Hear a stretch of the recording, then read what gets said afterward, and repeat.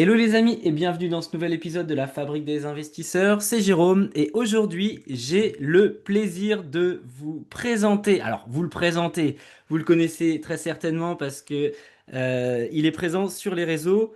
Joris, alias Meraxia, comment vas-tu? Écoute, très bien. Merci Jérôme et merci du coup pour l'invitation. Eh ben écoute, c'est avec grand plaisir. Ça fait un moment que je te suis. C'est vrai que les réseaux et le podcast, c'est l'occasion pour moi de connecter avec des investisseurs un peu partout en France.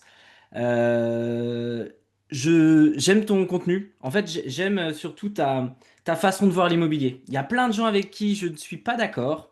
Et je dois dire que tu as une vision, je trouve, qui est saine et qui est plutôt, le mot, c'est pas honnête, mais transverse, tu vois, de l'immobilier. Et c'est pas toujours le cas. J'ai reçu des personnes, voilà, dans le passé pour faire enfin, pour les découvrir. Et en creusant, je me dis, ouais, bon, bref, une vision assez erronée. Et je trouve qu'on a plutôt une vision qui se rejoint. Donc je suis ravi de passer ce moment-là avec toi. Bah écoute, déjà, est-ce que tu peux te présenter à nous? Quel âge t'as? Où est-ce que tu vis? Bah, vous allez voir les amis qu'avec son accent, ça va trahir direct. Direct. Je Est-ce peux que pas tu, mentir.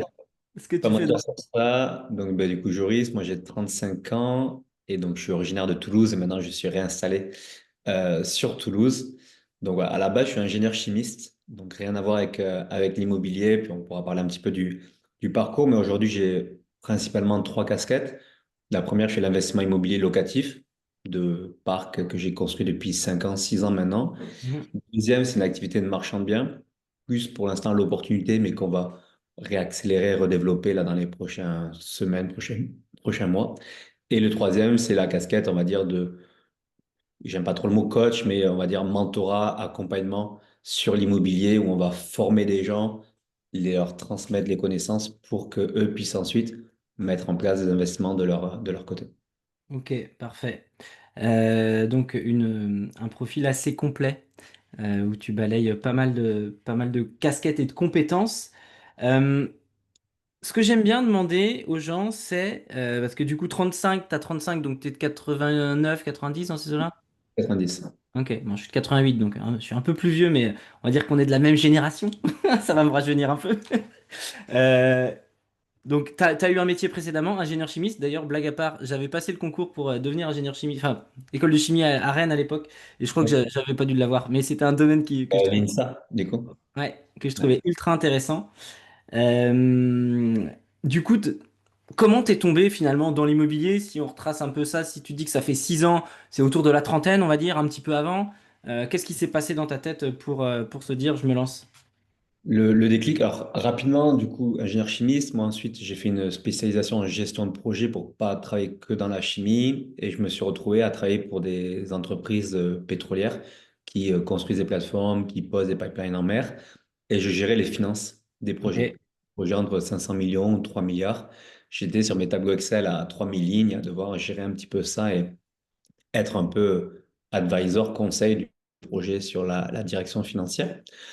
Et donc, j'ai vécu au Brésil, j'ai vécu au Nigeria, j'ai vécu en mer, en Égypte Ok. aussi. Pas mal d'expériences d'expatriation. Donc, en fait, tu te retrouves avec t'as 22, 23 ans, une très bonne situation. Ouais, ça Euh, devait palper pas mal. ouais, tu as un bon salaire, ton logement est payé, ta Je dépense nourriture est pas, hein. payée. J'ai passé 3 ans au Brésil. Donc, en fait, tu vis vraiment sur place comme si c'était chez toi. Tu te fais tes potes, etc. Donc, vraiment, une très bonne situation pendant 5, 6 ans, à peu près, 2012-2018, pour retracer. Et ensuite, en 2018, ben, je rentre en France avec un peu d'épargne de côté. J'avais dû mettre 20, 25 000 euros de côté d'épargne sur ces années-là. Et je me dis, bah, c'est cool, mais ça reste sur un compte bancaire, un livret A. J'en fais pas grand-chose. Qu'est-ce que je peux faire avec? Mon côté, moi, la chance que j'ai eue, c'est que mes parents, surtout mon père, avaient déjà commencé les investissements immobiliers il y a 15, 20 ans, mais un peu à l'ancienne, en mode, j'achète un appart, je le retape un petit peu moi-même, je le mets en location nue. J'achète un deuxième appart, et puis au bout de 15, 20 ans, ça me fera une retraite parce que le crédit sera Ouais. c'est que ça. Donc moi, je me suis dit, ben, j'ai un peu d'argent de côté, ils savent faire ça, on n'a qu'à faire ça ensemble et on démarre. Donc on a démarré un peu comme ça, on va dire, à se vouloir faire ça vers 2018. Et c'est en même temps où, de mon côté, moi, j'ai eu un refus de promotion dans mon job, puisque Ok. les ans, tous les 2 ans, je montais de grade parce que bah, je bossais pas mal, je montais de grade. Jusqu'au jour où ma boîte me dit, la RH me dit, bah, écoute, là, c'est cool, tu bosses bien, mais tu es trop jeune pour monter de grade. Et là, j'ai dit, j'ai pas compris. Trop jeune, tu vois. Autant que je fasse pas le bon boulot, X ou Y, mais tu vois, de juste dire, Ouais, il y avait un ordre à respecter. J'ai un peu vécu ça par le passé voilà. sur un Donc, poste. ça m'a fait un deuxième déclic en me disant, OK, en fait, T'auras beau pousser les murs, on va pas te laisser Ah, le. voilà, en fait, il y a un moment donné, il y a un plafond. J'ai atteint vraiment ce plafond. Et puis, l'expatriation, c'était cool, mais au bout d'un moment, ben, en fait, c'est pas toi qui choisis. C'est-à-dire que tu vas dans un pays, je devais aller au Koweït, à un moment donné, j'ai réussi à ne pas y aller. Et si je voulais repartir au Brésil, ben, en fait, je ne peux pas. Enfin, c'est pas moi qui décidais de là où je voulais aller. Donc, je me suis rendu compte un peu de ces deux contraintes. Et c'est là que je me suis dit, bah, OK, autant faire de l'IMO. Et l'objectif, c'était de me dire à 2, 3 ans, je peux me mettre à mi-temps. Genre, je vais voyager pendant 6 mois et je peux rebosser un peu, peut-être en consulting pendant 6 mois. Donc, ça a été vraiment mon premier déclic, me dire, j'ai un peu d'argent de côté. J'ai la chance, du coup, d'avoir mes parents, mon père qui font ça. Et à côté de ça, je sais que niveau taf, je vais mettre moins d'énergie dessus et plus d'énergie sur l'immobilier. Ok. Et donc là, finalement, donc t'as l'exemple familial. Donc ça, mine de rien, quand on a au-dessus de nous, j'ai envie de dire, ou autour de nous, euh, le modèle, ou du moins même si, enfin, comme tu l'as dit, c'était de l'immobilier à l'ancienne, mais au moins, tu vois, il y avait cette ambition, je pense, on peut mettre ce mot-là. Euh, de se dire bon bah voilà l'immobilier finalement ça peut être un moyen tu vois c'est comme ça que j'en parle beaucoup l'immobilier c'est pas une fin en soi c'est un moyen c'est un processus un chemin qui va te permettre d'arriver tu vois toi tu parlais de voyage de voyager 6 mois à l'année enfin tu vois ça permet d'avoir le choix je trouve tu vois donc C'est ça ça. très rapidement tu le matérialises quoi. Le mot du choix. Et puis moi, ça me rassurait dans le sens où le fait de faire avec mes parents, je savais que toute la partie opérationnelle, obtenir le financement, gestion des travaux, gestion locataire, ils maîtrisaient. C'est pas forcément le parfait, etc. Mais au moins, ils maîtrisaient. Donc, ça m'a donné moins de peur de me dire, bah, vas-y, go, je lance. Moi, je m'occupais de Hmm. la partie recherche, analyse, acquisition. Et après, derrière, je sais que eux, parce qu'on investissait, l'idée, c'est on était en région toulousaine pour investir, enfin, à 2 heures de Toulouse. Mais moi, je continuais d'habiter en région parisienne. Ok. Donc, pour toute la gestion, c'était plus simple aussi. Et aussi, moi, l'idée, c'est de me dire, ben, j'ai arrêté l'expatriation, enfin, j'ai bloqué les expatriations pendant ces 2, 3 ans en me disant, je reste en France, bon, à Paris, du coup, mais je reste en France, que c'est quand même plus facile d'investir et de visiter ou de suivre, même si mes parents gèrent aussi un peu sur place, en étant sur place, que depuis le Brésil avec 6 heures de Bah décalage. oui, oui, c'est clair. Donc, voilà, donc j'ai fait ce choix-là en disant, ben, 2018, je me bloque en France. Et j'ai commencé du coup à investir avec mes parents, ou comme ça on se répartissait le travail. Ok. Et du coup, les premiers biens que tu as, les premières opérations locatives, finalement, est-ce que tu as des anecdotes? Est-ce que tu as des conneries que tu as faites? Est-ce que tu as tourné en rond pendant X mois parce que tu cherchais tout et n'importe quoi comme tout le monde au Ouais. début? Bah, c'est exactement ça, tu as résumé. Le premier projet, on a mis 9 mois, de septembre 2018 à mai 2019, tu vois, 8, 9 mois à chercher, à trouver. Mais pourtant, j'ai fait des centaines, ouais, 50 visites, etc. En plus, j'habitais à Paris, j'habitais à Perpignan. Donc, j'avais 11 heures de train Ah, aller-retour pour aller l'enfer. visiter. Euh, et j'avais que les week-ends. Le télétravail à l'époque, ça n'existait pas. Donc, tu partais le vendredi soir à 18 h, tu revenais dimanche soir à 23 h.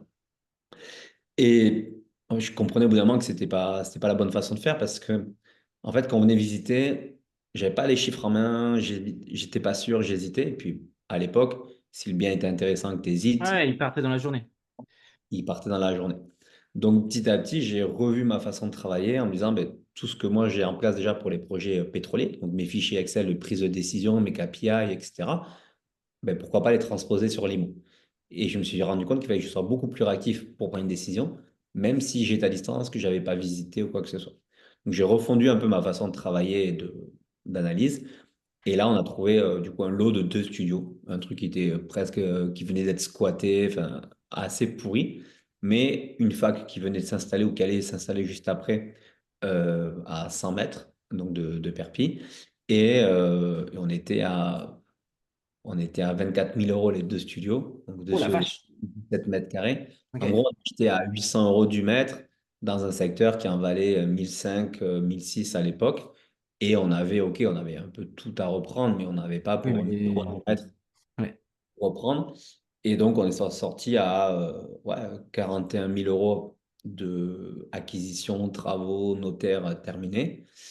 Et on les a loués au total, les deux, 640 €. Et aujourd'hui, on les loue même 950 €. Ouais, ben, ok. Les loyers ont explosé avec la fac qui est arrivée à côté. Donc, voilà, premier projet qui a mis du temps à se trouver. Bien évidemment, on avait un premier devis travaux à 8 000 € qui est passé à 15. Parce que bah, tu prévois ta cuisine et puis une fois que le devis est signé, que l'artisan a commencé, il te dit: Ah, mais tu veux pas rajouter une prise ici pour le micro-ondes? Ah, ben oui, j'avais oublié. Ah, sauf que la prise maintenant, elle est 2 fois plus chère que ce que je t'avais mis initialement dans le devis parce que bah, j'ai déjà commencé les travaux, je sais que c'est moi qui vais faire les travaux et tu vas pas passer par quelqu'un d'autre. Donc, il nous Ouais. a assassiné sur c'est même pas les surprises, c'est des choses que nous, on n'avait pas pensé parce que bah, Normal, c'est le début. Enfin, je veux dire, on ne peut et pas ça, tout maîtriser au démarrage, mais même si, encore une fois, l'enseignement permet euh, il n'empêche que, moi, de ce que je vois là-dessus, en fait, et là, je me suis pris des petites notes, t'as donné deux points hyper importants. Euh, le fait d'avoir tourné en rond pendant 9 mois par manque de connaissances secteur terrain plus réactivité. Et aujourd'hui, toi comme moi, on sait qu'une OP, euh, pour peu qu'elle arrive sur les sites généralistes et qu'elle soit vraiment en or, c'est une anomalie de marché, faut dégainer tout de suite. Mais pour ça, faut connaître son secteur, il faut connaître le coût d'une rénovation, l'optimisation des BE, enfin bon bref, tout ce qui déroule. Et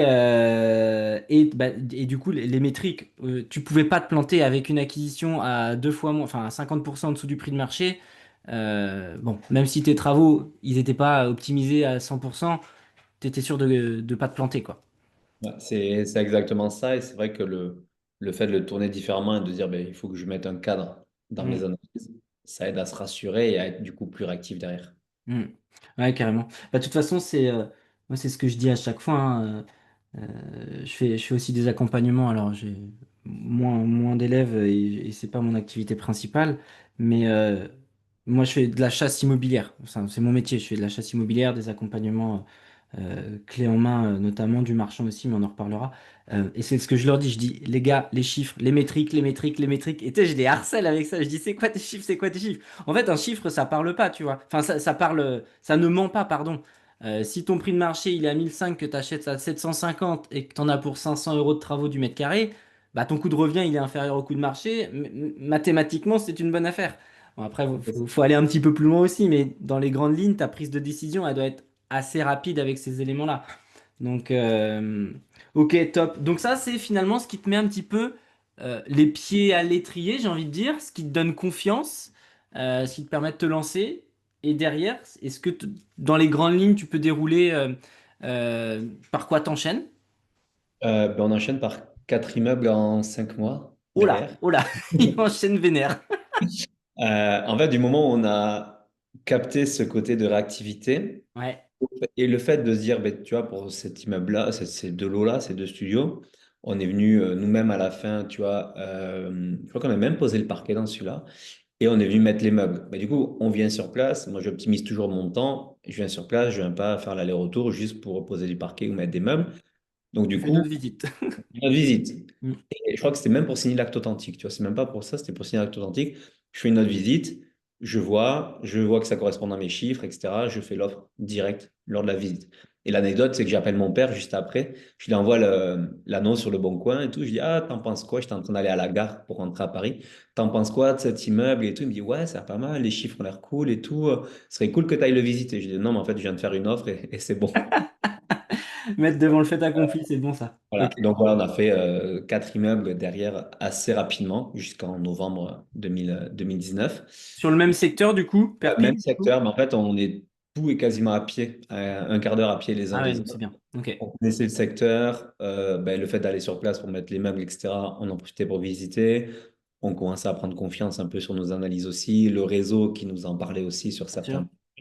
Mm. Donc, voilà. Donc, du coup, on a enchaîné sur ça. Sur les quatre, il y en avait deux avec pas mal de travaux, deux avec un peu moins de travaux, juste un coup de rafraîchissement qui était loué. Aujourd'hui, tout ça, c'est loué en location classique, meublé à l'année. Voilà. Et on a Héberger, on fait un petit aparté fiscalité, enfin, dans les grandes lignes. T'as choisi quel type de société pour, enfin, est-ce que c'est du nom propre? Est-ce que c'est de la société? Si alors, oui, ouais. lequel? Pour cela, sur quatre des cinq projets, c'est une SRL de famille, Ok, pour aider mes parents et vouloir en profiter de la location meublée. Et le dernier ou l'avant-dernier, c'était en nom propre parce qu'il y avait déjà des locataires en location nue à l'intérieur. ok, Et donc, ce n'est pas possible de prendre un SRL de famille. Donc, j'ai dit, ben, je le prends en perso et je le fais en perso. ok, ça marche. Très clair.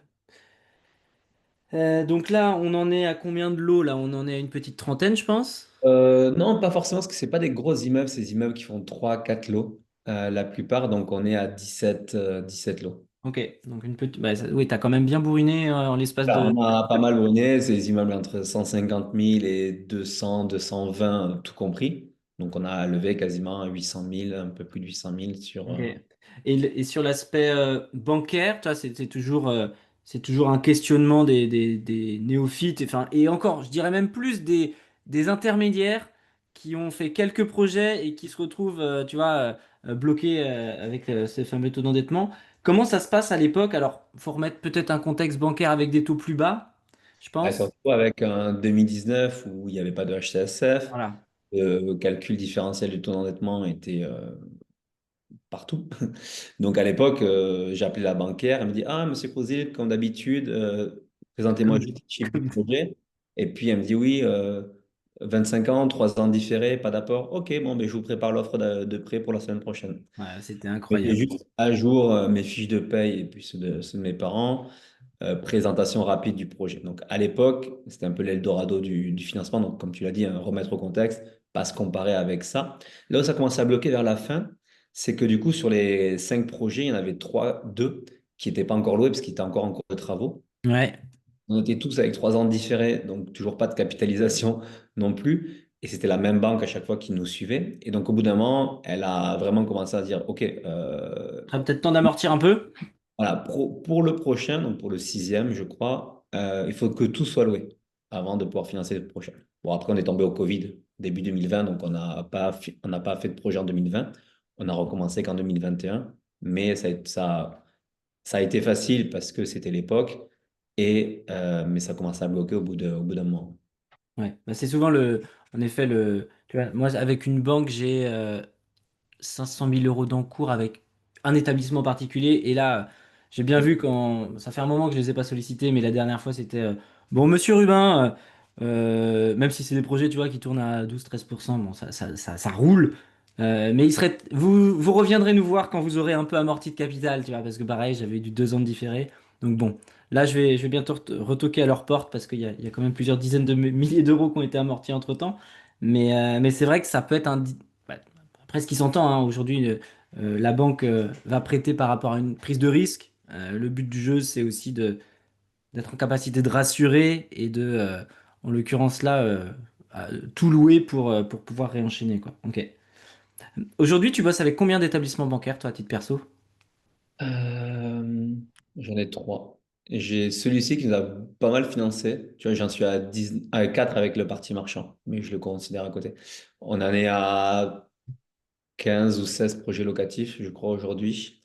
Une dizaine qui sont dans le même établissement bancaire. 12 même dans le même établissement bancaire. Et après, j'en ai un qui est en région parisienne, puisque du coup, c'était la région parisienne et deux ou trois nouveaux projets qui sont avec une autre banque parce que, ben, pareil, la première banque historique, au bout d'un moment, on était Ah à oui. 2 millions d'encours, je pense, a commencé un peu à saturer, surtout Ouais. une agence de village, de campagne. Donc, Ils sont pas habitués en plus. au niveau du risque, on est fort. Ouais. Et du coup, on est basculé, donc c'était Crédit Agricole, on a basculé là chez CIC plus récemment, puisque c'est là où j'ai mis mes comptes pro, moi, de ma boîte d'accompagnement, marchand de biens et que bah, du coup, ils voient que ça tourne et que eux, derrière, ils ont un intérêt plutôt côté pro Bien par rapport. sûr. Donc voilà, 4 établissements, mais c'est ouais, pas mal sur un seul qui nous a financé sur le départ. Ok, très clair. Donc oui, oui. Donc important à retenir aussi, c'est pas parce qu'au bout d'un moment, votre banque historique vous dit stop que ça doit s'arrêter. Même si c'est chiant. Enfin, je dois dire que moi, tu vois, tout ce qui est démarche bancaire, c'est la partie que j'aime le moins. Je prends pas de plaisir, tu vois, aller pitcher autant, trouver des projets, coordonner des travaux, tout ça, Ouais. c'est trop bien, quoi. C'est la vie d'être sur le terrain. Mais j'avoue que me taper des rendez-vous bancaires, j'estime que c'est pas là où je suis le meilleur forcément. Et bon, bref. Donc, mais voilà, n'hésitez pas encore une fois à jongler et puis à comprendre les règles et améliorer votre discours aussi en fonction d'une banque à une autre pour aller obtenir les financements. Euh, je m'étais noté que alors, je sais pas si c'est à quel moment tu as fait, à quel moment de ton parcours tu as fait, comment dire, je vais pas dire le mot erreur, mais tu as fait le mot, euh, tu t'es fait avoir, voilà, c'est le mot, hein. T'en parlais un peu en story, c'est pour ça que je me permets de t'en parler. Tu t'es fait excroquer, voilà. Moi aussi, je me suis fait avoir par un artisan, donc j'ai lâché 20 000 balles, donc je sais ce que c'est. Est-ce que tu peux nous en dire plus sur cette mauvaise expérience finalement et surtout les leçons que tu en as tirées? Parce que moi j'ai tiré plein de leçons. Ok. Donc, ouais, pour remettre un peu de contexte, c'est un immeuble que j'achète en région centre en 2022. Juste au moment où je quitte mon taf, je veux lever de la dette, etc. Donc, je finance. Et là, je suis quelqu'un que je connais qui fait un peu de la chasse. Et du coup, je dis, ben, vas-y, go, moi, je peux lever jusqu'à 300 000. Il me faut Trouve-moi un 300. truc, quoi. Ouais. Et là, c'était un immeuble, il y avait 4 appartements déjà créés, des T2 pratiques, et dans les combles, potentiellement 2 de plus. Bon, très bien. Moi, je fais confiance. Euh, on avance dessus. Moi, je calcule mes chiffres comme s'il n'y avait que 4 appartes. Comme ça, au moins, je suis tranquille, j'étais bon Ouais. dans mes chiffres. Et le fait d'en créer 2 de plus m'a amené un coût de revient au mètre carré plus bas, puisque du coup, on rajoutait peut-être 1005 du mètre à rajouter ou 1003 du mètre à rajouter dans un secteur qui en valait 1006, 1007. Ça m'aidait à faire ça, mais déjà avec mes 4, j'étais pas trop mal. Et donc, on avance. Moi, je lance la réno avec les quatre appartements, etc. Et je lui dis, ben, commence à me faire, toi, la déclaration au préalable, parce que moi, je n'étais pas du tout sur place, s'occuper de tout, l'ADP ou le permis pour la création des 2 lots supplémentaires. Bon, il fait ça. Au bout de 2, 3 mois, il me dit, ah, ben, un premier refus parce qu'il faut des places de parking, etc. Alors qu'on était face à la gare, il y avait des places de parking publiques devant la rue. Enfin, voilà. Et il me dit, bah, écoute, t'inquiète pas, de toute façon, je travaille sur plein de projets pour de la chasse avec la mairie. Donc, on va amener ça, comme j'amène du volume, pour négocier et pour leur expliquer que c'est pas cohérent. Peut-être proposer un rack à vélo, proposer un truc pour compenser ça. Ouais, faire passer, ouais. Moi, c'est l'expert, hein, je suis pas expert là-dessus, surtout que je voulais pas m'en occuper non plus. Et du coup, sur la partie prestation de chasse, moi j'ai dit, tant que les 6 appartements ne sont pas légaux et ne sont pas autorisés, ben, pour l'instant, je ne finalise pas le paiement de la partie chasse. Je lui dis, par contre, le jour où j'ai un accord de la mairie, le La mairie, lendemain ouais. matin, ou dans l'heure, tu es payé, parce que c'est la chasse est terminée. Et 3 mois, 4 mois plus tard, il me dit, c'est bon, j'ai un nouveau rendez-vous, normalement ça devrait passer, etc. Je redépose le dossier. Bon, ok, redépose le dossier. Et 3 semaines après, il me dit, c'est bon, on a eu l'accord. Il m'envoie un papier, accord de DP pour création des lots, avec condition qu'on fasse le rack à vélo plus autre chose, je ne sais plus. Parfait. Moi, je n'avais pas démarré très haut de suite, mais moi, j'avais mon accord et je suis tranquille. Et puis, quelques semaines après, je me dis, tiens, j'ai pas eu le nouveau dossier qui a été déposé, Une nouvelle version, ouais. belle version. Donc, je lui dis, pas grave. Je lui envoie un message, il n'était pas dispo. J'appelle le cabinet d'archi qui avait géré ça. Ils me disent, ben, là, on doit l'avoir des archives, il faudrait que je regarde. Je regarde dans la semaine. Moi, j'appelle l'urbanisme, du coup. Ils ont eu le dépôt. Et là, j'appelle l'urbanisme et ils me disent, ben, écoutez, donnez-moi le numéro. Je donne le numéro de permis ou de DP. Ils me disent, mais ça, c'est pas du tout chez nous. Et là, Ok, bah, bizarre, j'ai un document de votre part qui est signé, qui est tamponné. Euh, et là, tout t'as le, compris. tout le Ouais. chemin, on prend petit à petit parce qu'il y a des personnes qui te disaient que ils étaient associés avec lui, cette personne-là, et qui du coup étaient sortis de l'association parce qu'il y avait des choses qui s'étaient mal passées, mais sans avoir trop de détails. Donc, il y a plein de choses qui te mettent un peu la puce à l'oreille, et puis là, tu te rends compte de ça. Donc, donc là, direct, en fait, il me dit, bah, envoyez-moi le document. Par mes contacts, j'arrive à voir le le directeur de l'urbanisme du coin en contact, etc. J'envoie le document. Il me dit, bah, écoutez, monsieur, c'est un faux. C'est un faux document. La personne a imité ma signature, du Oh coup. putain. Et donc, ben, malheureusement, c'est pas accordé. Tu vois. Donc là, pour moi, quel est le coût de l'erreur? C'est mes 5 000 ou 6 000, je ne sais plus, euros Chasse. de Ouais. plantation de tasse. Heureusement, derrière, que je n'attendais pas ça pour que le projet soit viable, etc. Il y aura peut-être toujours de l'opportunité. Mais du coup, bah, voilà, tu te rends compte que la personne a quand même imité. Abuser de ta confiance. Parce Et que enfin, oui, un bâtard, quoi. Gros bâtard. sa femme travaillait au service RH de la mairie. Et ils m'ont dit, non, mais ce tampon-là, c'est le tampon du service RH de la mairie, etc. Bon, pour info, hein, c'est du pénal. Alors, je ne sais Oui. pas pour aller jusque-là, il y a des procédures qui sont en cours. Je verrai si je mets l'énergie de pousser jusque-là, Ouais, mais c'est toujours pareil, ouais. Mm. c'est une boîte qui aujourd'hui a licencié tous ses salariés, qui a volé beaucoup d'argent. C'est- C'était une grosse boîte. Ouais, C'est... c'est une boîte de clé en main qui était dans le Ok, sud de Nantes. ok.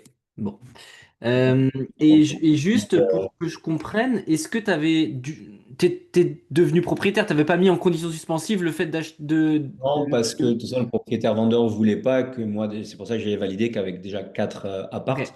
à tourner, et que pour moi, les deux de plus, c'est pour ça que je dis j'ai perdu entre guillemets que mes 5 6 000 euros, c'est que les deux de plus, c'était un bonus derrière. Voilà, ok. Ouais, ouais. Le projet, il tournait et puis il était économiquement et financièrement viable avec les 4 lots déjà existants, quoi. L'autre, c'était du bonus. Ok. Les bonus, et je m'étais dit que je le ferais plus tard. Ouais, ok. Ok, bon, bah voilà. Et les leçons que t'en as tirées? Leçon que j'en ai tirée, c'est ouais, de toujours vérifier finalement les documents qui sont envoyés, tu vois, de checker un peu ça. Hmm. Et puis, ouais, de toute façon, après la base, mais même si tu as confiance à 300% en la personne, Ouais, ouais. Mais il- oui, oui, bah, je vois un peu le sentiment, quoi que là, c'est comme, enfin, moi, tu vois, pour faire dans les grandes lignes, moi, c'est un artisan, du coup, une boîte d'entreprise générale qui m'a volé 20 000 euros. 2020, tu vois, je démarrais ma carrière d'investisseur et j'avais un immeuble de silo en rénovation, la coloc sur laquelle je me suis fait escroquer et la naissance de mon fils. Donc en fait, il y a eu un enchaînement de trucs et j'ai pas mis enfin tu vois, j'ai pas été vigilant. En plus, je le faisais avec deux copains qui étaient à distance.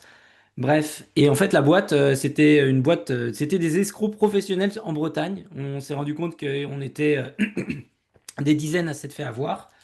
Et le gars, enfin, c'était très bien ficelé, hein. Le site vitrine, incroyable. Euh, Il y avait, euh, il y avait différents interlocuteurs par mail. Tu avais Rachel, la secrétaire comptable, Cindy, qui était trésorière. Enfin bon, bref. Il avait inventé tout un micmac d'interlocuteurs différents. C'était très, très bien fait. Et du coup, on est tombé les deux pieds dedans et on s'est fait avoir. Bref. Donc, toujours être vigilant et bien demander en plus sur les professionnels du bâtiment tout ce qui va être assurance, attestation pour être sûr de savoir à qui vous avez affaire. Donc, mais c'est comme ça qu'on apprend, j'ai envie de dire, hein. ça, c'est ça. Même si des fois on s'en passerait bien, mais bon. Ok. Qu'est-ce que je m'étais noté comme petite question? T'as, t'as cette particularité, et c'est ça que j'aime bien. euh, Et c'est ce que j'ai retrouvé dans ta bio et tu t'en as reparlé, on va dire, tu t'es dit, il faut, tu vois, par manque de réactivité, par manque d'efficience finalement, et c'est le programme c'est le nom de ton programme en plus, je crois. euh, il faut que je structure ça ou que je construise mon IMO comme une entreprise, que j'ai la vision en fait, boîte, grosse boîte potentiellement. Oh là, je suis dans le nord, moi. Grosse boîte pour me développer. Est-ce que tu peux nous en dire plus sur cette façon de voir l'immobilier? Ouais, en fait, c'est une façon de voir l'immobilier et même tout finalement, le perso, la boîte d'accompagnement aussi. En fait, c'est toujours remettre au centre son temps. Parce que tout à l'heure, tu le disais, c'était d'avoir cette liberté de choix, c'est de faire de Ouais. l'immobilier comme moyen, etc. Et comme je dis, c'est pas un but final, l'immobilier, c'est vraiment un moyen. Le Mm. problème qu'on voit beaucoup en ce moment, parce qu'avec un peu tous les gros marketeurs, etc., c'est que les gens se mettent focus sur des projets très complexes en IMO, etc., qui prennent beaucoup de charges. Et derrière, en fait, ils remplacent leur salariat par leur temps Par sur de le. l'IMO. Oui. moi, dès le départ, c'était de me dire, ben, j'ai quand même un très bon job. Donc, tu vois, c'est différent entre quelqu'un qui gagne juste 1 500 € de salaire et quelqu'un qui gagne 5 000. Je te dis, si je fais quelque chose, il faut vraiment que derrière, mon temps soit le plus optimisé possible pour pas que ça me prenne, je sois sous l'eau. Donc, rapidement, dans cette méthode-là, aussi bien pour la partie acquisition, mais même gestion des travaux, gestion à distance, j'ai mis en sorte de faire des process pour que on puisse gérer un volume. Aujourd'hui, on a acquis 76 biens, 76 lots en 56 ans. Je fais 4 5 projets immobiliers par an, en parallèle de l'entrepreneuriat, en parallèle de la vie perso. Marchand. Donc, pour que vraiment, tout puisse être structuré facilement. Et pareil pour l'entrepreneuriat, moi, je vois, comme tu le dis, l'immobilier, finalement, c'est de l'entrepreneuriat, et même c'est au-dessus en tant que chef d'entreprise. C'est-à-dire que toi, ton rôle, c'est piloter. Et c'est pas d'aller faire forcément sur le terrain. Tu le fais au début, quand tu commences, etc. Entièrement d'accord. Mais il faut déjà avoir ce mindset dès le départ de se dire, est-ce que dans 3 ans, dans 5 ans, j'aurai toujours envie de faire mon coup de peinture, de poser mon parquet, etc., d'aller amener Mm. les... Si j'en suis encore là, c'est que j'ai pas évolué. Par contre, je me dis, OK, dans 3 5 ans, je ferai peut-être des projets plus gros, plus intéressants parce que ben, j'ai pris l'expertise et j'ai pris du réseau. Mais il faut que, pour pouvoir vraiment scaler et dupliquer rapidement des projets, que je puisse en parallèle déléguer, sinon j'explose rapidement. Et Mm. j'ai vraiment cette vision, comme tu le dis, de me dire, l'IMO, c'est bien, mais si on ne le structure pas, on peut rapidement en être dégoûté et exploser parce que ça nous prend tout notre temps.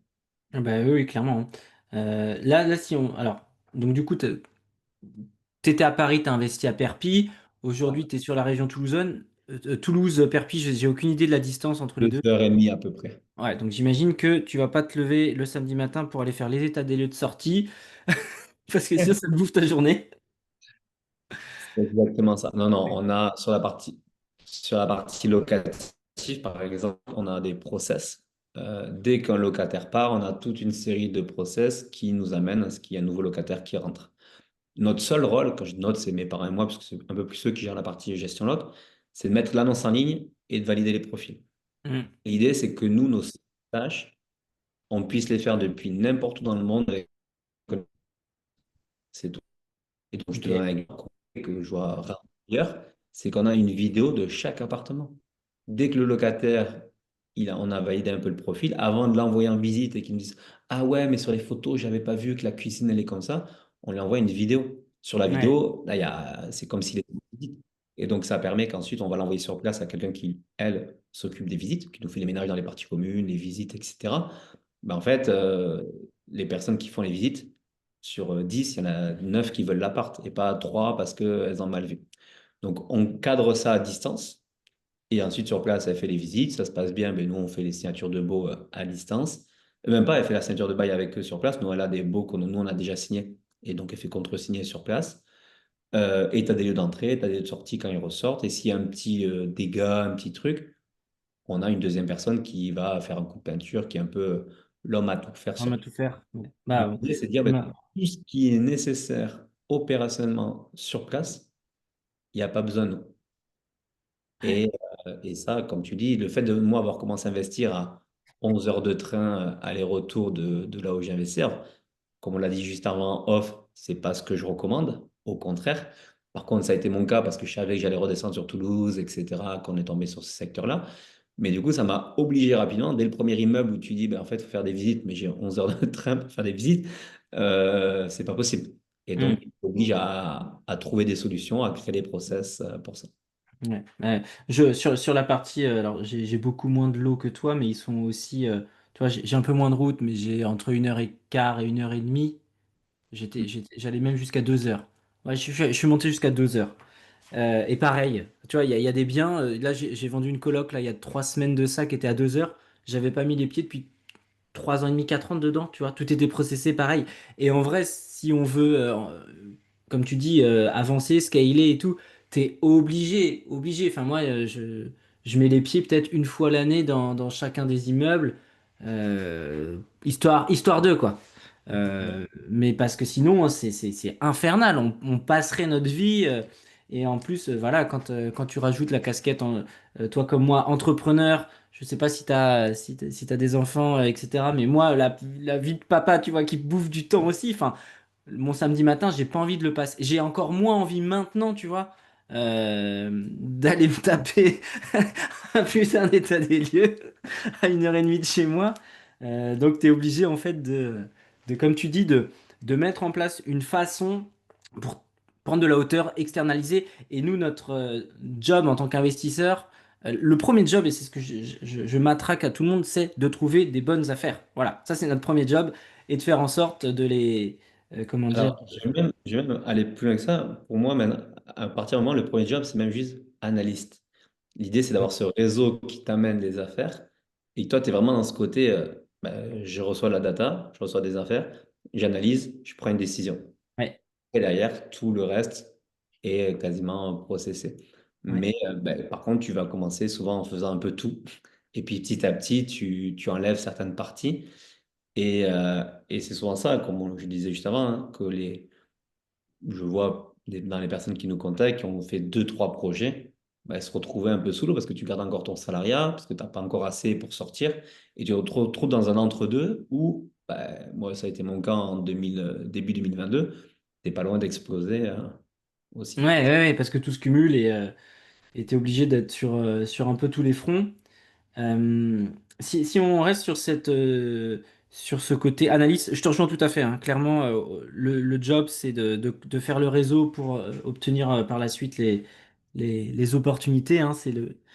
C'est le plus long, tu vois, le fameux off-market. Alors, c'est un mot qui fait fantasmer beaucoup de monde, mais la réalité, c'est avant d'en arriver là, passer un peu de temps sur le terrain, gagner la confiance des agents IMO, être professionnel, se différencier, etc. Et ça se fait pas du jour au lendemain. Faut bouffer de la visite, faut être sérieux dans la façon de visiter, dans la façon de relancer, dans la façon de communiquer. Et après, au bout d'un moment, ça paye. Voilà, ça se fait pas du jour au lendemain. Mais par contre, c'est sûr qu'une fois qu'on a atteint ce niveau, tu sais, c'est comme dans un jeu vidéo, niveau off-market validé, tu vois.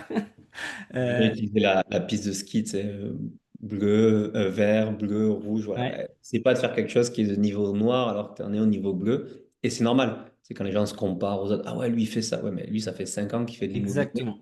C'est développer un gros réseau aussi. Et c'est du temps. C'est du temps sur le terrain, c'est du temps à apprendre. Enfin voilà, l'IMO, on apprend avec le temps, hein. Enfin, c'est l'expérience. Plus vous allez engranger d'expérience, que ce soit dans l'opérationnel, sur le terrain, à faire des visites, à gérer des chantiers, plus vous allez monter en compétences, plus vous allez être réactif, etc. Donc ça, après, voilà, il n'y a pas de secret. Et tout ça pour dire, tout cela juste pour te poser la question, c'est quoi selon toi les critères d'une bonne affaire? Toi, tu te dis, euh, c'est quoi les feux verts, on va dire, les 3-4 feux verts où tu te dis, allez, c'est bon. Mais, enfin, je pense que toi comme moi, on est capable de prendre une décision sans visiter le bien. Tu vois, juste avec les métriques, le secteur, etc. C'est quoi pour toi les critères? De toute façon, pour te dire, aujourd'hui, je suis en cours d'acquisition de trois immeubles, je ne les ai pas visités. Donc, je confirme là-dessus. Pour moi, il y en a un seul, c'est prix de revient, prix de marché. Tu l'as évoqué un petit peu tout à l'heure. Le premier des critères qui, si lui, il n'est pas vert, je passe même pas de temps à aller Hmm, voir ailleurs. Il y a modulo la négo hein, qui est possible, bien évidemment. Mais si, quand je fais mon calcul, je compte mon prix d'achat, les frais de notaire, le les montant des travaux. travaux Hmm. estimatifs dans un premier temps, et que je suis 20-30% au-dessus du marché et que je sais qu'il n'y a pas de négo forcément ou très peu potentiel, j'achète pas. Moi, Passe. vraiment, c'est nous notre base de négociation, là, que j'appelle la base, c'est revenir au prix de marché pour être sûr de ne pas acheter plus cher. Parce que un bien qui nous a coûté 120 000, si demain il a même 15% de renta, mais qu'il en vaut que 100, je suis perdant, même À s'il y a la de l'argent. sortie, ouais. Ça, c'est le premier critère. Après, le deuxième, qui là va être plus personnel à chacun, c'est le niveau de rentabilité. C'est-à-dire que le niveau de rentabilité va définir quels sont mes objectifs. Est-ce que je veux du cash à court terme, plutôt à moyen terme, à long terme, mais surtout le niveau de risque que je veux prendre. Comme dans tout investissement, bourse, crypto, tout, financier, immobilier, plus on veut de rentabilité nette, donc c'est-à-dire plus on veut de renta, plus on a de risques qui va être en face. Le risque, ça peut être dans des quartiers un peu moins safe, d'aller dans des villes peut-être plus petites et donc des prix mètres carrés plus bas, moins de tension, d'aller faire de la coloc ou de la courte durée, on va prendre le risque, notre temps, notre énergie. Bien sûr. Mais par contre, ça, c'est un critère qui est perso. Tu vois, par exemple, on a, nous, des personnes qui vont dire, ben, moi, je veux de l'autofinancement, donc à peu près 7,5, 8 de renta. Et d'autres qui vont vouloir aller chercher plus de cash flow. Donc, il y a ça, c'est sur vraiment la partie chiffre. C'est mon premier critère, analyse financière. Nous, on a une méthode un peu en 3 étapes. Et la deuxième étape, ça va être l'analyse technique. Regarder bon, tous les audits, etc., des peu, mais surtout sur le côté locatif. Notamment quand on est sur des immeubles, ben, c'est là où, ah mince, il manque un compteur électrique, ou il en manque deux, vision, elle n'a pas été officielle. Ah, ben ok, c'est loué, mais en fait, l'agent IMO, il te dit, ben, il n'y a pas de travaux parce que c'est loué, mais en fait, À la sortie, c'est à la éclaté. sortie, tu en as pour 20 000. Tu as des locataires, ok, il s'est loué, il paye à peu près, mais c'est complètement cassos. Donc, si tu mets des nouveaux bons locataires dans les autres apparts, ils te foutent le bordel. Donc, ça, c'est une analyse qui est plus granulaire, qui est plus technique, de dire, ok, c'est bien, mes chiffres sont bons, mais quel est le bien que je vais vraiment acheter derrière et quelle est l'énergie que je dois passer dessus pour, à la fin, avoir mon petit immeuble tout sympa, tout rénové, loué correctement, etc. Il y a une transition là-dessus. Ouais, je te rejoins tout à fait. Faut pas, là, tu as évoqué plein de points, tu vois, ne serait-ce que la division officielle avec les compteurs Linky. Alors, moi, je mets vraiment un point d'honneur à ce que tout soit, tu vois, que tu aies un compteur Linky par appart, plus partie commune, enfin, bon, bref. On m'a envoyé la semaine dernière, petite année, petit parallèle, un dossier sur Saint-Brieuc, justement, d'un agent avec lequel je bosse depuis des années. Je bosse beaucoup sur Saint-Brieuc. Euh, tu vois, sur le papier, il y a quasiment 10 points de renta. Brut. Mais bon, brut net, immeuble, c'est quasiment pareil. Bref. Et donc, mais dans l'annonce, il y a un truc qui m'interpelle. T'as le loyer hors charge et t'as 80 euros de charge. Et je l'appelle et je lui dis, mais tes charges là correspondent à quoi? Ça, y a pas de jardin, tu vois, il y a pas de l'élec des communs, ça fait beaucoup quand même. Il n'y a pas de gardien. Je dis, mais t'aurais pas qu'un seul compteur là-dessus? Et donc, il check les infos, il me dit, ah ouais, ouais, t'as raison, il y a qu'un seul compteur et tout. Je dis, bon, bah, ok, merci pour les infos. On se tient juste, enfin, je passe mon tour, ça m'intéresse pas. Et bon, bref. Et c'est vrai qu'en allant, faut toujours, euh, faut toujours penser à demain, en fait, tu vois. Il y a le plan A de l'instant, ok, est-ce que ça te va? Mais par contre, le plan à la sortie, comme tu dis, il faut pas sous-estimer et mésestimer, tu vois, des travaux de rafraîchissement qui auront lieu quand un locataire va sortir. Parce que, comme tu dis, bah là, tu vois, j'ai un exemple très concret. En ce moment, je suis en train d'analyser un dossier pour moi. La renta affichée, elle est à 13%. Voilà, il y a 3 apparts sur 4 3 sur 4 de louer. Par contre, je sais qu'à la sortie, bah, j'ai cuisine, salle de bain, sol, peinture, on va dire grosso modo dans chaque appart. Donc je vois en ce moment, voilà, est-ce que une fois la réno globale effectuée de l'immeuble, est-ce que je suis toujours sur des chiffres qui vont être cohérents par rapport au prix de marché? Est-ce que oui ou non j'y vais? Mais faut toujours penser, enfin, faut pas voir que l'instantanéité, et c'est, je pense, le gros problème aussi alors, je vais pas faire le constat de la génération, machin, génération instantanée, tout ça, mais où tout ce qui est vendeur de rêves, etc., sur lesquels j'essaye de m'extirper au maximum. Moi, je vends pas Limo, je vends pas du rêve, je vends des emmerdes, moi. Mais tu vois, en fait, on résout des problématiques. Donc, et on doit être en capacité à voir à la sortie si oui ou non on va gagner de l'argent. C'est pas juste maintenant, c'est quand tu vas arbitrer ton bien, est-ce que tu t'y retrouves ou pas? Parce que si tu fais une moins-value de -30, c'est pas tes 300 euros de cash flow mensuel pendant 4 ans qui vont gommer grand-chose en fait.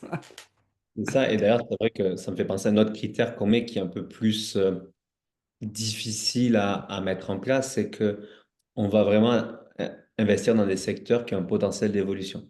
Ouais. L'idée, comme tu dis, c'est que de toute façon, dans l'investissement immobilier, tu as 3 piliers d'enrichissement. Le premier, qui est entre guillemets le cash flow, c'est l'excédent de trésorerie, c'est ce qui t'enrichit instantanément sur ton compte bancaire, c'est cool, tu le vois. Un deuxième pilier qui est le remboursement du capital. Tous les mois, tu capitalises et donc à la fin, il te reste moins de crédit à rembourser quand tu revends.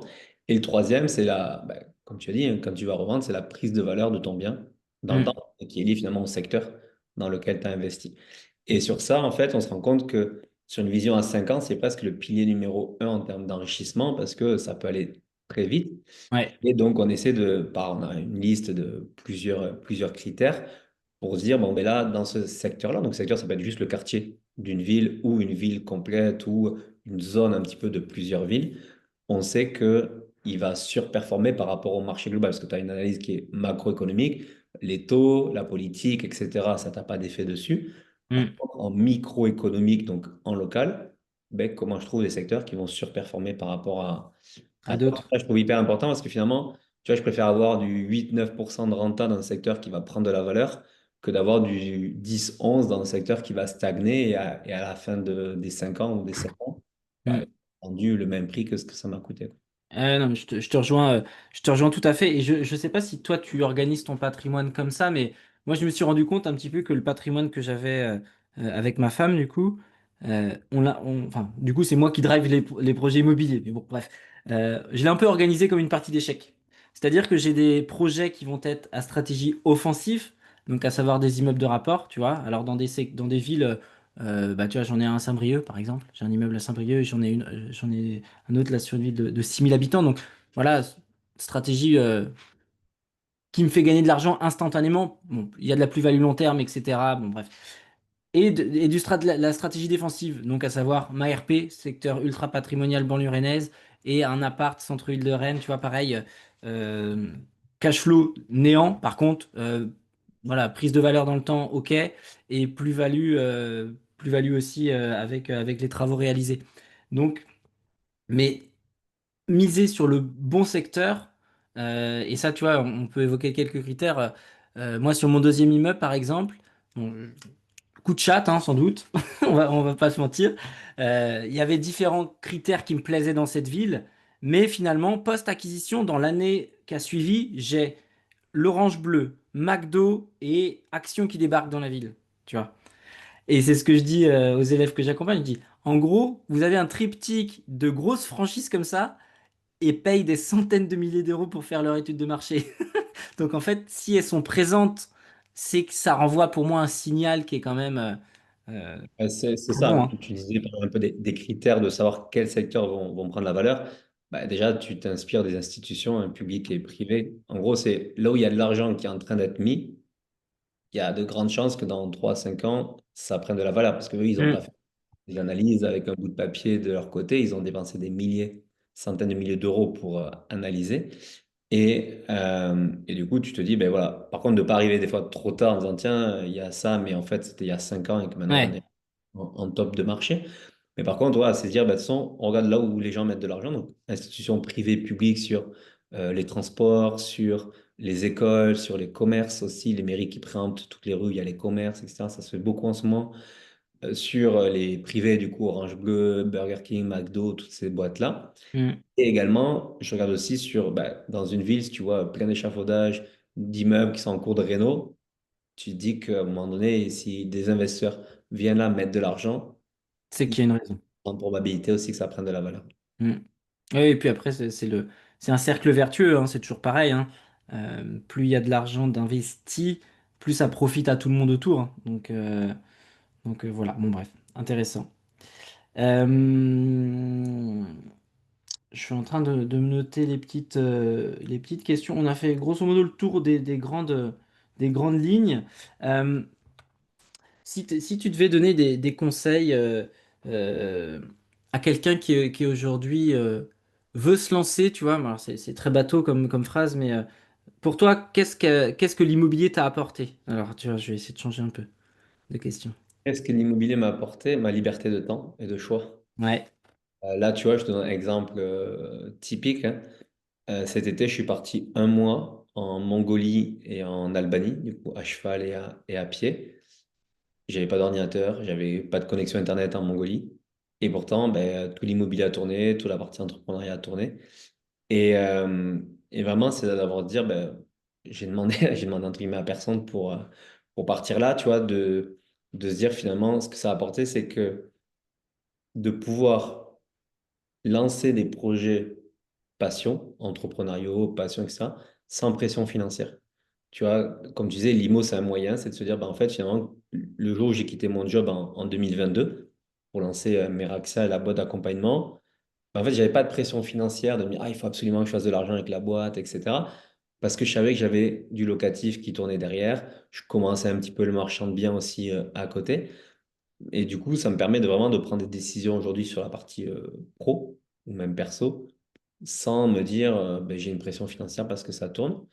Et ça m'a amené aussi une vision entrepreneuriale parce que pour moi, l'IMO, c'est l'entrepreneuriat. Mm. Et je parlais tout à l'heure de l'efficience, hein, c'est l'optimisation de son temps dans chaque action qu'on fait, etc. Ben, en fait, l'IMO m'a amené aussi cette prise de recul en me disant, ben, OK, et même là, dans le perso, dans le sport, dans tout, je mets vraiment le temps au milieu de tout parce qu'en fait, c'est la seule chose qui est limitée, la seule C'est la ressource. seule ressource limitée de notre vie, je suis d'accord. Et aujourd'hui, c'est de se dire, OK, c'est cool, je peux faire plein de choses, mais où est-ce que mon temps est le plus efficace et le plus efficient? Et surtout, après, derrière, de dire, ben, là, j'ai fait de l'IMO locatif pendant 3 ans, pas mal explosé, structuré.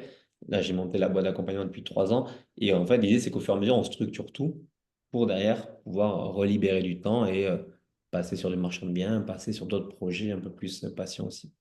Eh ben c'est, tu vois, je m'étais noté MDB tout en bas, en droite de ma ligne, de ma feuille, pardon. On va conclure gentiment cette vidéo. Je regarde l'heure parce que je vais être pressé par la suite. Par le marchand de biens.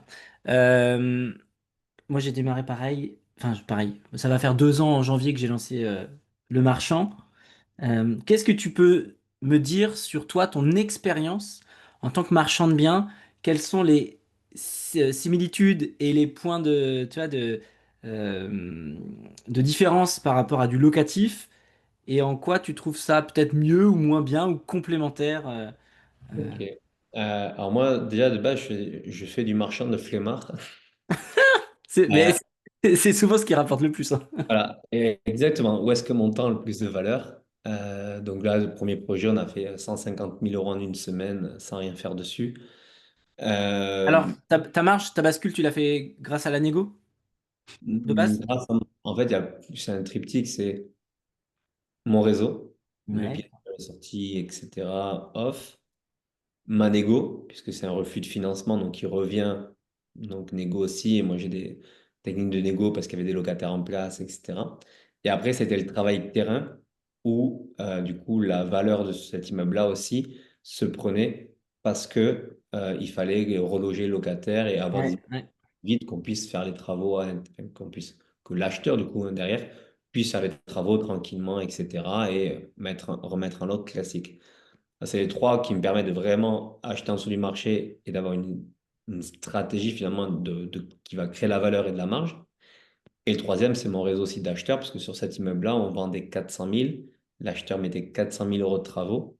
Et donc, il fallait avoir quelqu'un qui ait les reins Au portefeuille. puissants. Après, on aurait pu vendre les 12 appart par appart, etc. Mais ce qui a fait la rapidité de la transaction, c'est d'avoir moi dans mon réseau une vraie L'acquéreur. France, l'acquéreur qui cherchait exactement ça. Bon, je Ouais. tombe dans le bon timing puisqu'il venait juste de finir un immeuble pas très loin, donc ça tombait dans le bon timing.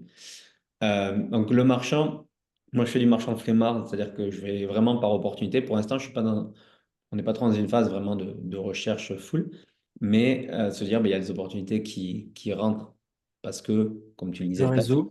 as fait du réseau, mais il y a 3 ans, jamais j'aurais pu faire d'opération comme ça.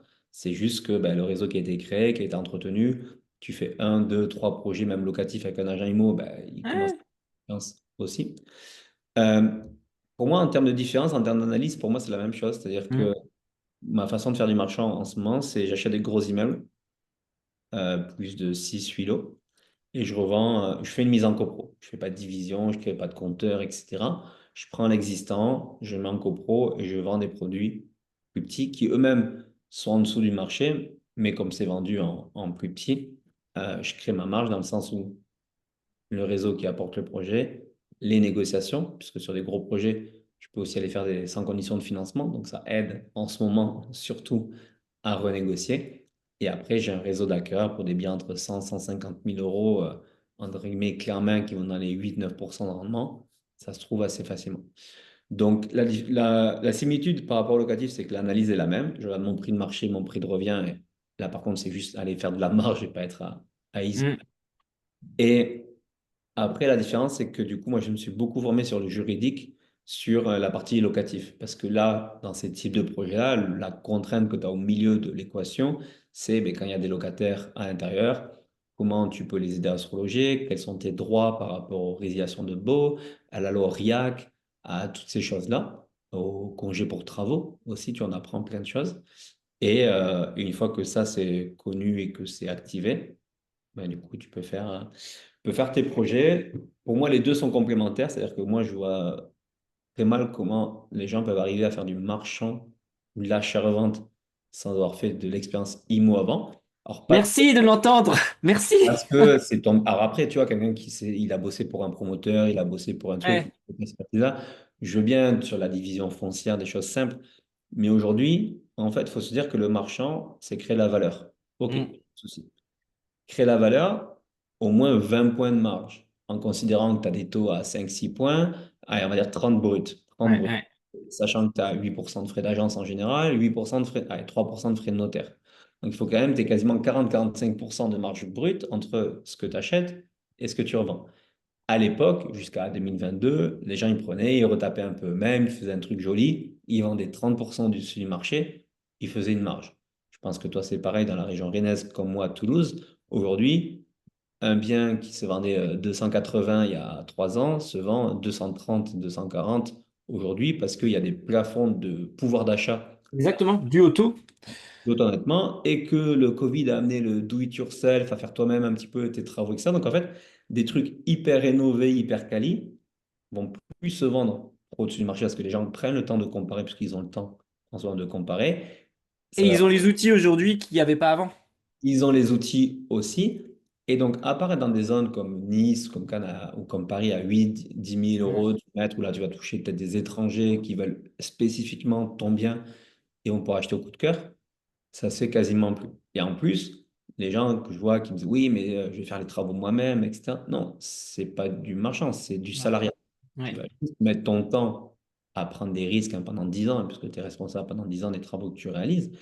Tu vas prendre des risques, etc. Mais c'est juste que, par contre, oui, si tu as un salaire à 1 500 € par mois et que tu as valo à faire toi-même les travaux, etc., pourquoi pas sur un premier projet? Mais dans le temps, c'est pas ça Pas qui va viable. Ouais, je suis d'accord. pas viable. Et au final, c'est juste, bah, tu as changé ton métier par faire des travaux. Donc pour moi, il faut avoir fait du réseau, de l'expertise terrain, connaître son marché, etc. Parce que tu parlais du off-market tout à l'heure. L'off-market, c'est drôle parce que moi, une fois, j'ai demandé aux gens, qu'est-ce que c'est pour vous l'off-market? C'est juste un bien qui n'a pas été publié. Ça ne veut pas dire que c'est un bien qui est intéressant, c'est juste Oui, tout à fait, oui. pas été publié. Donc, du coup, par contre, un vrai bien off-market, comme on entend tous les deux dire l'agent IMO qui t'amène un truc 15-20% en dessous du marché parce que anomalie, parce que succession, parce que X, Oui, Y, tout à fait. dans les 1 heure, tu n'as pas fait ton offre d'achat sans visiter, le bien, il est envoyé à quelqu'un Bien d'autre. sûr. Exactement. Donc, petit à petit, de par l'expérience du locatif, tu en arrives à, vous disiez, moi, Perpignan, aujourd'hui, tu m'envoies un immeuble, quand je n'ai pas vécu à Perpignan, tu m'envoies juste la façade, je sais où il est. Je sais combien ça va se louer, je sais combien ça se revend, je sais les risques du quartier, de la rue, etc. Et donc, ça permet de pouvoir être réactif sur les offres d'achat et donc de pouvoir valider des projets intéressants en marchand. Et après, les marchands, ce qui est intéressant, c'est que tous mes projets de marchand, je pourrais prendre en locatif parce que c'est des immeubles classiques. Mais aujourd'hui, c'est vrai que je crois qu'en locatif, il doit y rester une quarantaine de biens. Ben en marchand, plutôt que faire 1 000 € par mois en plus de cash flow, je fais 100 000, 150 000 en 2, 3 mois. Bon, du coup, tu compares. Mais l'idée, Accélère plus vite, hein. pour l'instant, du marchand, c'est-à-dire, je fais des projets, donc là, j'en ai 3 en cours, on va faire, je pense, un peu moins de 500 000. Tu fais pendant 1 an, 2 ans, et après, ben, cet excédent de trésor que tu as réussi à faire sur des achats-reventes, pourquoi pas, comme tu disais, le remployer sur des projets locatifs, peut-être un peu plus tranquille, peut-être un peu Patrimoniaux et tu mets de l'apport pour être à minima mais voilà, liquide. Ouais. mais et dans des secteurs qui vont prendre de la valeur, qui demandent moins d'énergie que Mm. les premiers locatifs. Et voilà, pour moi, les deux sont complémentaires parce que tu vois, on a un de nos élèves dans la partie locative qui est un très très gros marchand de biens et qui me contacte pour être formé en locatif. Je fais, mais je comprends pas. Il me dit, mais en fait, pour moi, si je fais pas d'opération de marchand, j'ai pas d'argent. En fait, et je la fais en one shot, très bien. Mais à côté de ça, j'ai rien qui tourne en récurrent tous les Mm. mois sur mon compte bancaire et qui me permet quand même de me rassurer ou de pouvoir partir 3 mois, 6 mois à l'étranger sans bosser. Donc, ouais, les deux sont vraiment complémentaires, mais avec des niveaux d'expertise différents. Ouais, ben, merci d'avoir dit que. Enfin, moi je trouve que c'est une hérésie de. Enfin, malheureusement c'est comme ça aujourd'hui, hein, euh, de dire qu'on peut démarrer par du marchand, j'y crois pas. Enfin, Ouais. encore une fois, il y a des compétences qui sont certes transverses, tu vois, de tout ce qui est analyse de secteur, euh, comment dire, tout le réseau, la réactivité, etc. Mais mine de rien, je trouve que se faire les dents sur du locatif, tu prends moins de risques en fait, parce que au pire, tu te plantes sur du locatif, le temps va rattraper les choses. tu laisses en location et ça va rattraper. Voilà, tu rattrapes avec le temps. Le marchand, t'as pas le droit à l'erreur. Encore plus au démarrage, tu vois, nous on va démarrer notre cinquième OP là. Euh, on fait du all-in à chaque fois pour l'instant. Donc en fait, là on a, je touche du bois, normalement je suis censé aller demain signer une offre de prêt à l'autre bout de la France, je prends le train de bonheur. On a un partenaire bancaire qui nous suit là dorénavant parce on a fait quatre très belles premières opérations.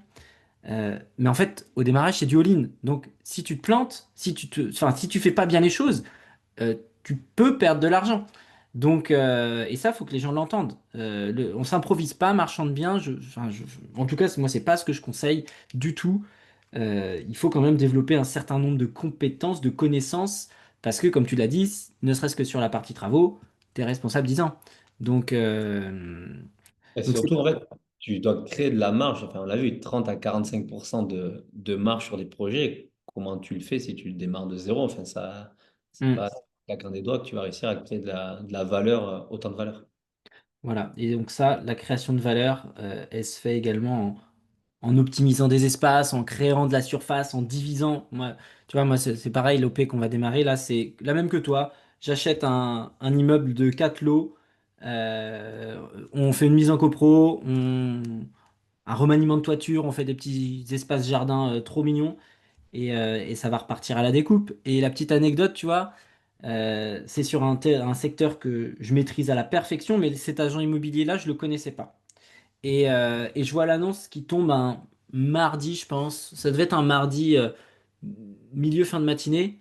Et j'appelle dans la foulée, je tombe sur la secrétaire et j'harcèle parce que au vu du prix, c'était une dinguerie. Bref, j'ai l'agent, j'obtiens les infos que je veux obtenir à distance pour valider ou pas mon déplacement parce que c'est pareil, c'est à 1h30. Il me donne les infos que je veux, je dis ok, je suis là demain, vous me dites l'heure, n'importe quand, je suis là. Et ça n'a pas raté. Le lendemain, je fais ma visite. Pour moi, tous les feux étaient ouverts à distance déjà, etc. J'avais juste qu'à valider le fait qu'il n'y ait pas de red flag, qu'il n'y ait pas de, tu vois, de problème structurel ou de trucs rédhibitoires. Et en fait, ça n'a pas raté. Je sors de la visite, tout était parfait, venez cocher mes critères. Je dis, bon, bah écoutez, je vous fais une offre au prix sans condition de financement. Et basta. Et en fait, si c'était pas moi qui avais le deal, c'était le gars qui vitait juste après pour peu qu'il soit professionnel de l'IMO ou qu'il connaisse un minimum. Enfin, tu vois, que ce soit pas un débutant, on va dire, qui se pose 36 000 questions au démarrage. Il a fallu ouais, user de stratagèmes et surtout être ultra réactif. Et voilà, c'est comme ça qu'on fait les meilleurs coups. Et c'est ça qu'il faut que les gens comprennent. Sur la partie marchand, c'est ça. C'est soit tu vas vraiment créer la valeur en disant je vois un truc que personne ne veut, recréer des espaces à l'intérieur, etc. Mais moi, il faut avoir quand même des bonnes compétences en urbanisme, en division, en travaux pour pas se louper, surtout en ce moment. Soit c'est plus par ton réseau, ta réactivité. Donc c'est plus difficile en amont parce que bah, il n'y en a pas 10 tous les jours qui sortent. Par contre, après, derrière, une fois que tu t'es assigné, tu n'as rien à faire quasiment. Ouais. Et tu Revendre. vois, j'ai fait l'expérience au démarrage de faire un projet de division parcellaire, enfin, détachement de terrain, rénovation de maison. Et ben en fait, mauvaise expérience parce que la maison, elle a été, on s'est pris 6 à 8 mois de délai de chantier en plus. Donc en fait, on a bouffé une partie de la marge avec les intérêts sur ce délai-là. Donc là, voilà. Maintenant, c'est comme tu l'as dit, être efficace dans ces opérations, faire beaucoup de tri en fait. Au final, on en retient que très peu parce qu'on raisonne celle qui va prendre le moins de temps possible. Tu vois, le coût ratio temps, il est primordial aujourd'hui parce que sinon, Et je gagne, ben, il y a un des KPI hein, comme ça côté marchand, c'est la marge par rapport au délai de l'opération, tu vois, et au temps que tu ouais. passes. Ouais. Au final, surtout si tu fais réinvestissement de trésor à chaque fois, ben, il vaut mieux une OP qui a un petit peu moins de marge, mais qui prend 2 fois moins de temps, parce que tu as Ah le oui. trésor pour Ah réinvestir oui. rapidement dans un autre projet. Mm. Je te rejoins tout à fait. Euh, Bah écoute, Joris, moi de mon côté, j'ai balayé un petit peu toutes les questions que je voulais voir dans les grandes lignes. Est-ce que toi, tu as des petites choses que tu veux ajouter aux auditeurs du podcast, à ta commu qui Ah, il y écoutera? avait, il y avait un petit point que tu avais commencé à évoquer sur tu sais, un peu les conseils si tu démarres avec ça. Il y a un point que j'aime bien alerter, c'est de ne pas se comparer. Tu sais, les gens qui démarrent, on a pas mal aussi qui... tu vois, c'est pour ça que je parle très peu de mes projets sur les réseaux. Alors, déjà, je suis jamais sur le terrain, donc c'est difficile de dire, ah, tiens, je fais une story. Non, je suis pas sur mes projets. Mais je ne parle pas non plus des projets. On parlait des banques tout à l'heure sur 2019, 2021. Enfin, tu levais la main, ils te finançaient en 2 secondes. Euh, Aujourd'hui, on voit beaucoup sur les réseaux, dès qu'on essaie de se renseigner sur l'immobilier, des gens qui en sont à X millions de patrimoine, X biens, qui font ça et ça. Très bien, mais en fait, ils ont eu tout un parcours qui les a amenés jusque-là. Et donc, c'est bien pour s'inspirer, de dire c'est possible. Moi, j'aime bien des Mm. fois en parler. Regarde où j'en suis. Et il y a 5 ans, j'étais comme toi, entre guillemets. C'est cool. Mais par contre, comprenez que il faut monter étape par étape Mm. et vraiment savoir sa propre stratégie perso. D'ailleurs, je disais que moi, j'ai commencé en SRL de famille. Je ne vous conseille pas forcément de commencer en SRL de famille. Si ce n'est pas adapté à votre situation, il n'y a aucun intérêt. Par contre, c'est de dire, OK, où j'en suis maintenant, où je veux en être dans 3 5 ans, j'aime bien la vision de 3 5 ans, et de petit à petit construire sur des... Ouais, construire le plan d'action pour y arriver. Et je te rejoins tout à fait sur l'aspect comparaison. Tu vois, là, je te disais que j'étais entre guillemets précis. Je vais faire une conférence ce soir dans une ville et je démarre ma conférence par ça, par un Mhm. côté mindset, un côté dev perso, qui moi m'a beaucoup servi par le passé. Avant de faire de l'IMO, juste avant j'ai fait du dev perso pour comprendre des choses. Et le fait de pas se comparer aux voisins, d'avancer en fonction de ses propres problématiques aussi, tu vois. Si tu es avec un poste à responsabilité et que tu bosses 60 heures semaine, tu vas pouvoir mener de front le même projet que quelqu'un qui va bosser 35 heures sur un métier plus chill. Et ça, en fait, faut être au clair avec ses propres euh, responsabilités et contraintes de vie pour calibrer aussi le bon projet. Et tu l'as dit, l'immobilier, c'est du temps. Enfin, c'est en fait, oui, plus le temps passe, plus on évolue, je l'espère pour les gens en tout cas. Et il faut juste aller célébrer la prochaine victoire à sa portée, tu vois. Ça, c'est important de le noter, donc c'est cool que tu en parles. Ah, mais tu parles de célébrer un point là. On était, comme tu disais, à Saint-Brieuc, la week-end immersion la semaine dernière. Et je finis toujours par ça, d'apprendre à se féliciter. Mm, Qu'on ait le nez dans le guidon, à faire des projets IMO, à se dire, une fois que j'ai fini le premier, presque je suis en train de démarrer le deuxième. Et carrément. après, des fois, on va se retrouver dans des moments un peu de down en termes de motivation, etc. Et c'est de se dire, en fait, apprenez juste à vous féliciter. Par exemple, quelqu'un qui, ça fait 6 mois qu'il cherche un projet, qu'il n'arrive pas à trouver, dès qu'il a une offre d'achat acceptée ou même un compromis, c'est déjà une bonne réussite parce qu'en fait, il a avancé par rapport Bien à là où sûr. il y a 3 6 mois. Pareil, premier projet acquis, etc. Et je trouve alors, je le fais pas non plus personnellement, où j'essaie de m'obliger, tu vois, mais c'est vrai que voilà, ça peut être quelque chose, ça peut être quelque chose de matériel, juste une expérience, peu importe, mais quelque chose qui marque un peu en disant, OK, j'ai avancé. Et j'attends pas dans 3 ans de le faire parce que sinon je peux exploser entre les deux, quoi. Mm. Je le fais pas assez moi-même, aux grandes dames de madame qui me dit mais quand est-ce qu'on part en voyage? Bah, il y a encore trop de trucs à faire, mais il faut, elle a raison. Mais c'est important de célébrer les victoires aussi. En tout cas, ça permet de se dire, allez, tout ce chemin parcouru, tous ces efforts pour ça. Bon, voilà. Euh, Merci beaucoup pour ton temps, Joris. Merci d'avoir accepté de décaler parce qu'il y a 15 jours, c'est moi qui t'ai planté parce que je pouvais pas en dernière minute. Mais on a réussi à se capter. J'étais vraiment ravi de partager ce moment avec toi. Encore une fois, je trouve que tu as une. Et je le fais pas souvent de lancer des fleurs, mais tu as une belle vision de l'IMO avec des belles valeurs, tu vois. Et des compétences, je trouve, qui sont transverses, tu vois. C'est pas. Je déteste les monostratégies, on va dire ça comme ça. Pareil. Et je Ça me pense que bouffe. c'est aussi pour ça qu'on a connecté, tu vois. Je n'opposerai jamais la courte durée, le commercial, le marchand de biens, etc. Tout peut être intéressant. En Ça dépend fonction de chacun, en fonction à du. quel moment on en est dans le Voilà. test, etc. En fait, tous ont des avantages et inconvénients. Mais par contre, de Et dire tout ne convient pas à tout le monde exactement. et en fonction des moments, encore moins. Donc, Et de dire, oui, il faut absolument faire ça parce que tout le reste est pourri. Ben non, tu vois, on parlait du marchand. On en fait tous les deux. Par contre, on ne le recommande pas si tu démarres. non. Et c'est juste de la logique. Et je me bats, et c'est pour ça que j'ai créé Meraxia au départ. C'est parce que je voyais tellement de faux messages, mais surtout de gens qui croyaient le message. Les faux messages, peu importe, entre guillemets, les gens font ce qu'ils veulent. Mais moi, ce qui me frustrait, c'est de voir des gens qui croient à ce message. Encore hier, j'ai un mec qui me dit, ouais, j'ai commencé par la location courte durée atypique parce que je sais qu'on peut faire 1 200 € par mois avec moins de 10 000 euros. Je fais waouh, mais t'as creusé pour avoir des trucs? Ah non, mais j'ai vu quelqu'un, il m'a dit qu'il faisait ça. Mm. Très bien, mais en fait, toutes ces choses-là, malheureusement, tu vois, c'est trop drivé par le marketing, on est honnête là-dessus.